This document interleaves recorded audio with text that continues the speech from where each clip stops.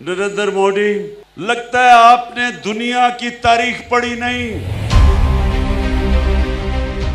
সামরিক অভিযানের মতো ফের আরেকটি মিথ্যা ফ্ল্যাগ অভিযানের চেষ্টা করতে পারেন নরেন্দ্র মোদী, এমন মন্তব্য করেছেন পাকিস্তানের কারাবন্দী সাবেক প্রধানমন্ত্রী ইমরান খান। সেই সঙ্গে মোদী পাকিস্তানের প্রতি গভীর ঘৃণা পোষণ করেন বলেও উল্লেখ করেন পাকিস্তানের সাবেক এই প্রধানমন্ত্রী। ভারত পাকিস্তানের যুদ্ধের পর দুটি বিবৃতি দিয়েছেন ইমরান খান। এতে উল্লেখ করেছেন নরেন্দ্র মোদী পাকিস্তানের প্রতি গভীর ঘৃণা পোষণ করেন। এই সংঘাতের সময় পাকিস্তানিদের নির্ভীক মনোভাব তার ক্রোধকে আরো উস্কে দিয়েছে। তিনি ক্ষুব্ধ এবং ভারতের অবৈধভাবে দখলকৃত জম্মু ও কাশ্মীরে যেমনটি তিনি সাজিয়েছিলেন তেমনটি আরেকটি মিথ্যা ফ্ল্যাগ অভিযানের চেষ্টা করতে পারেন। তাই আমাদের সতর্ক এবং পূর্ণ প্রস্তুত থাকতে হবে।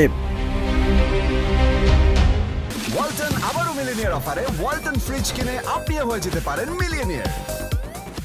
ইমরান খান বলেন, পাকিস্তান ও ভারতের মধ্যে সাম্প্রতিক উত্তেজনা আরেকবার প্রমাণ করেছে যে পাকিস্তানিরা একটি সাহসী, গর্বিত এবং সম্মানিত জাতি। আমি সবসময় বলে এসেছি, এই দেশ আমার আর সেনাবাহিনীও আমার। যেমনটি আমাদের সৈন্যরা আকাশ ও স্থলে উভয় ফ্রন্টে মোদীকে পরাজিত করেছে, তেমনি পাকিস্তানের মানুষ বিশেষ করে সোশ্যাল মিডিয়ায় মোদী এবং আরএসএস এর বর্ণনাকে বিশ্বব্যাপী প্রকাশ করে ভেঙে দিয়েছে।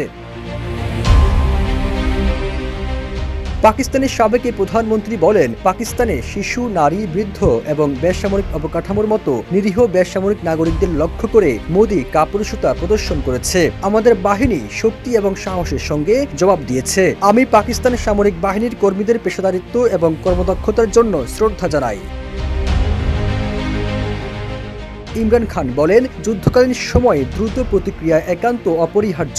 যুদ্ধে অস্ত্রের পাশাপাশি স্নায়ুর সাথেও লড়াই হয়। হয়তো 60% এটি মানসিক শক্তির উপর নির্ভর করে। তাই এমন নেতৃত্ব থাকা অত্যন্ত গুরুত্বপূর্ণ, যারা জনগণের আস্থা অর্জন করে এবং আগ্রাসনের মুখে সাহসী ও সময়োপযোগী সিদ্ধান্ত নিতে পারে।